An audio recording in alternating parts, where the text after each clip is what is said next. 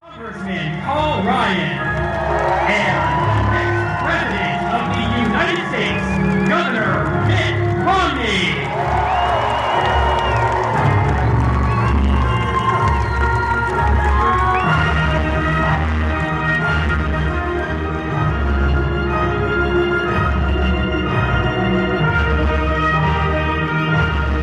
It's wonderful being here at St. A's today. What a welcome. Thank you so much. Now, you haven't been counting like I've been counting, but this is our 100th town hall since I announced in June. So it's good to be here at St. A's for number 100. And I want you to know that I brought someone with me who I don't think you've met yet here in New Hampshire. This is going to be the next Vice President of the United States, Paul Ryan. Hey, everybody. Great to be back at St. A's. Good to see you. Wow. Look at this. Father, how are you? Good to see you.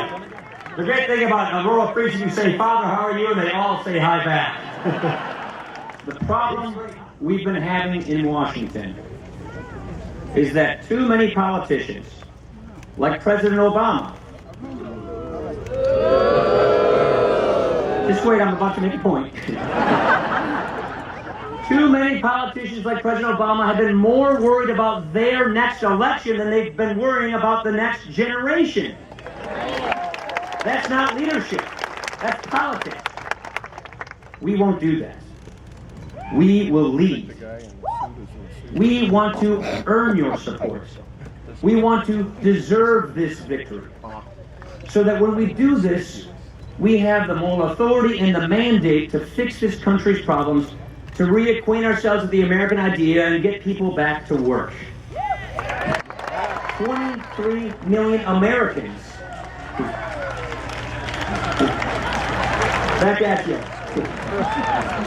23 million Americans are struggling to find work.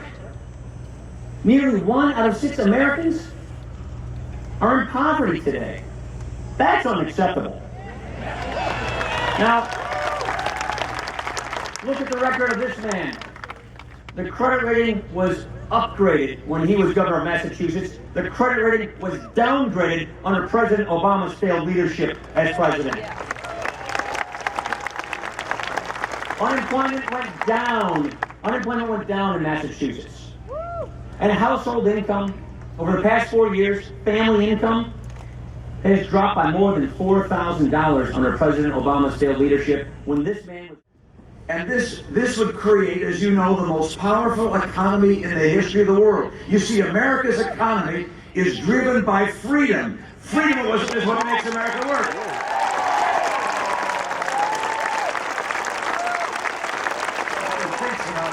The economy.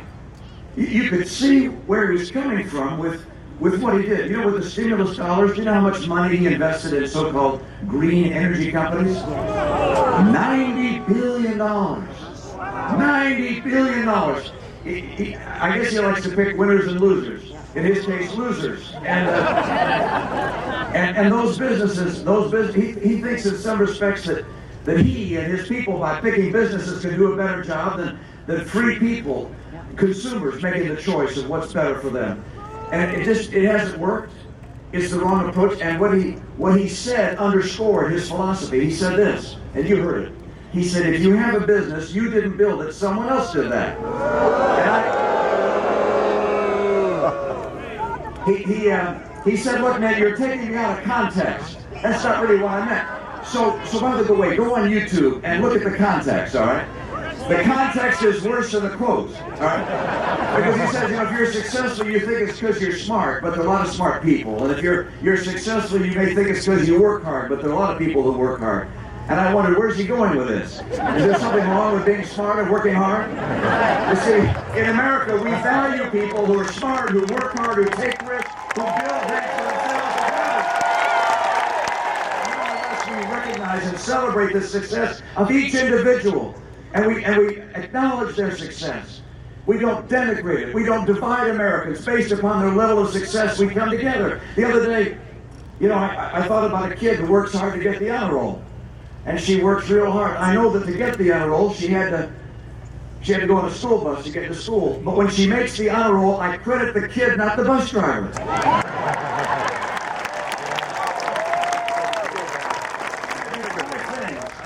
When I'm in Washington with Paul Ryan, 5 things we're going to do.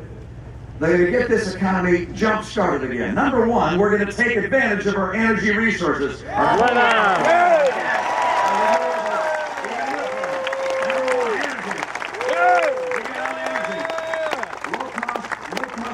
Gas is going to bring manufacturing jobs back. And by the way, keep our utility bills down. Number 2, I'm going to make sure that our schools are second to none. We need our kids to have the skills to succeed. That's number 2. Number 3, I want trade that works for America. That means we're going to open up new markets for our goods in Latin America and other places, and we're going to crack down on cheaters like China when they play an unfair basis.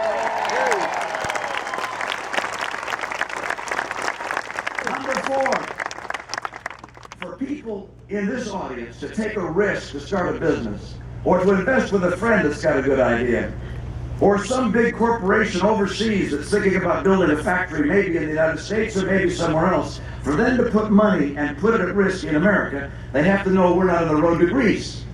And so we're going to have to do something, do it soon, and that is show America that this team can put America on track to a balanced budget and stop the deficit spending.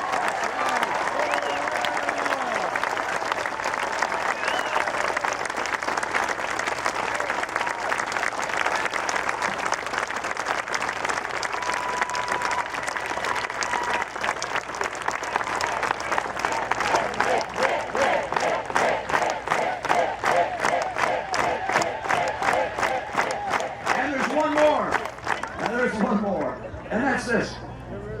I want to champion small business. I want to make it easier for entrepreneurs and innovators. I want the small businesses you work in to find it easier to hold on to capital so they can grow their enterprise. The president wants to raise taxes on small business. I want them lower. I want to make sure that regulators and regulations are designed to make sure we encourage small business. And by the way, I want to take off that big cloud that's hanging over a lot of small businesses. And that is, I want to make sure that we get Obamacare out of the way and replace it